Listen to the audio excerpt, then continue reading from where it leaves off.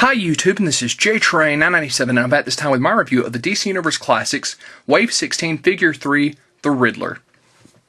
Now this is the second time we've got a Riddler in this series, the first being the incredibly hard to find, soon re-released online, Wave 5. And that Riddler came in a much more standard costume. He came in his coat and his hat, and it may have been the same question mark came. Either way, I never got Wave 5. Keep meaning to pick it up offline, and I never do.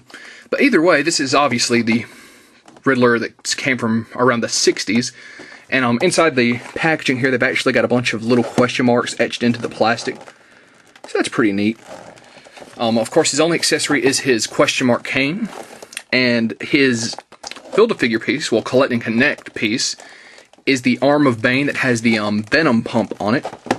So a very nice looking figure.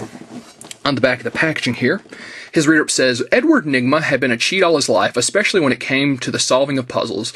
He turned this into a career by running a crooked carnival puzzle game, but Nygma, yearning for a greater glory, decided to use his love of riddles to match wits with the Gotham City Police and Batman, sending them fiendishly complex clues to his forthcoming crimes as the Riddler. First appearance, Detective Comics number 140, October 1948. Real name, Eddie Nashton, a.k.a. Edward Nygma. Occupation, professional criminal. Base of operations, Gotham. Special abilities, genius intellect driven by a need to test his wits against law enforcement by leaving clues to his planned crimes. So down here, the other characters in the way, which were Jonah Hex, the Creeper, himself, Robin, Mercury, Azrael as Batman, and of course, Collect and Connect Bane when he's all put together. So, while I did prefer to have the other style of Riddler, this guy still looks like an awesome figure. Let's pull this bad boy out of the packaging. And here we have a Riddler out of packaging. On a quick note, they've gotten rid of those irritating little elastic bands that keep the figure's legs and arms together in the packaging, with the exception of sometimes finding one around the accessory, which Riddler didn't, but Jonah Hex, another figure in this wave, did. I didn't like those. They were irritating. I always had to cut them off. So, I'm glad they've nixed those. But before we go on to Riddler, here's Bane. And as you can see, they've done a very nice job on the Venom pump on his arm. You can see the core runs up here and it plugs into the back of his head, which I don't have opened yet, but a very nice looking arm. Bane's definitely going to be an awesome figure. But here we have the Riddler.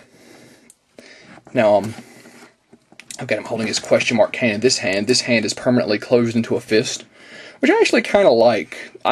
Sometimes when they leave figures' hands open, I'm like, why would you do that? They look much better closed in fist.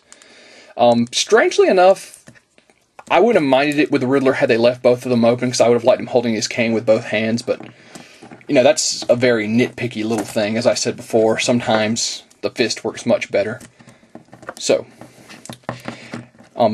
as you can see, getting a quick 360 of the Riddler, they did not skimp on the question marks. They are all over this guy. And overall, they've done a very nice job of detail. He's got a very nice face sculpt. Of course, the jumpsuit, as I've already said, covered with question marks. The cane is a pretty decent accessory. I don't know whether or not that's the one they have they used with the other Riddler, but even if it was, it's a nice little cane, as you can see here. Now, his articulation. His arms go up, go out. They're a little stiff when you first start rotating them. His arms spin. We'll do a full 360, I meant. They spin at the bicep, bend at the elbow, and spin at his hand.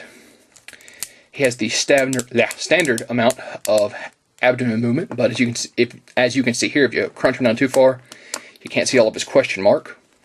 His head does a full 360, as well as some up and down. His legs go out, forward and back, then out, spin at the quadricep. Once again, a little bit stiff, bend at the knee, and have an ankle joint. So, the Riddler's definitely got some nice articulation here. Now, let's get him posed. I really like the way they had him posed in packaging, where the cane was kind of behind his back. So, I unfortunately don't have the Wave 5 Riddler to do a comparison, but I've heard a lot of pretty decent things about him. So this Riddler, while I'm not crazy about the design they chose, is still a solid looking figure. He definitely warrants the pickup in my book. Complete your little Challenge of the Super Friends collection if you want to. Let's actually get his cane in here a little bit better. So while I'm not crazy about the design myself, it is a part of the character's history, and I am glad we got a figure of it.